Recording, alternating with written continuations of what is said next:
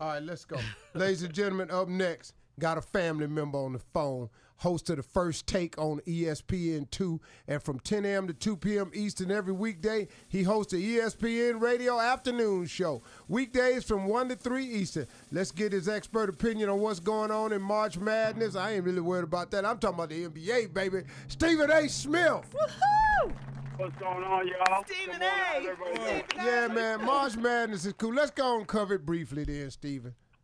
What's happening what's happening with it? Is there a Cinderella team out there? Who gonna win it all? What you think? Well, the Cinderella team is some team named Florida Gulf Coast. Yes. They upset Georgetown in the first round, and they're en route to the Sweet 16 after yesterday's victory. Nobody saw them coming. They're the first 15th seed to advance to the Sweet 16 in NCAA history. We'll see what they do, but Indiana's still around. They survived Temple yesterday.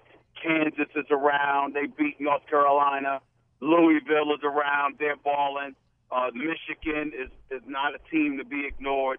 So there's a lot of quality teams in the NCAA, but you've got enough excitement from the underdog, which is what March Madness is all about, because you still got a couple of teams that are making that kind of noise. Let me see what you think, man. Who did I pick for Final Four? Final Four, I picked Louisville, Ohio State, Indiana. I had Georgetown as the sleeper, but I'm replacing them. Well, I messed up because I thought Wisconsin would be there. They would shock everybody, but I still have Louisville, Kansas, and Miami going to the Final Four. And believe it or not, I picked Miami to win the national championship as well. Man, I sure hope you're right. That would do me good. Miami or Louisville? Well, Louisville plays Rick Pitino has them, but they play some real tenacious defense. They get up in you. There's no doubt about it. Miami's pretty much a sentimental pick. I like that kid, Shane Larkin. He can really, really ball. He's an elite guard in this game, and I think that's what it takes to win in the NCAA tournament. But it's more of an educated guess than anything else, because when you cover in the NBA as much as I do, you get to watch a few college basketball games, but you don't see them religiously the way you do the NBA games. Oh, yeah. Well, let's get to it then. NBA. Who will come out the West to face Miami in the championship game? Right now, it looks like San Antonio. Memphis is not a team to ignore. You got to pay attention to them. There's something to be reckoned with. Oklahoma City, I've lost faith in, and here's why.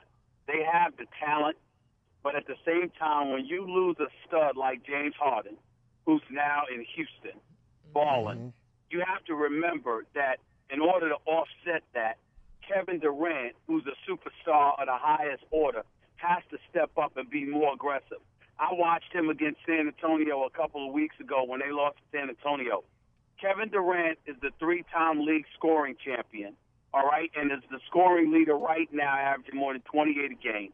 And here he is taking 13 shots in a game, even though he shoots 51% from the field, while Russell Westbrook, who is hovering around 41, 42% of the time, took 27 shots. He took twice as many shots as Kevin Durant. That cannot happen, and that's why you're not going to win if that happens. No, well, that's your problem right there. I love Westbrook. I love his game, but he ain't no point guard, though. Yeah, that's true. And listen, he's electrifying. I mean, he may be the most athletic point guard in NBA history this side of a healthy Derrick Rose. But still in all, when you have a guy like Kevin Durant, you got to get him the basketball and make sure that he's the aggressor. And that's not what's happening. Yeah. Now let's make this clear. When D Rose come back, let's please understand clear in a way who the most athletic point guard is in the NBA. The best point. Go ahead. To me, it's Derrick Rose. But Russell Westbrook's athleticism can rival anybody's, man. I mean, his athleticism is off the charts. He just doesn't run he's not the quintessential point guard that like Derrick Rose can be. So that's how I look at the West, because I mean, you got the Lakers. I mean, listen, I don't want to talk about the Lakers, man. You losing to the Washington Wizards after having an 18-point lead.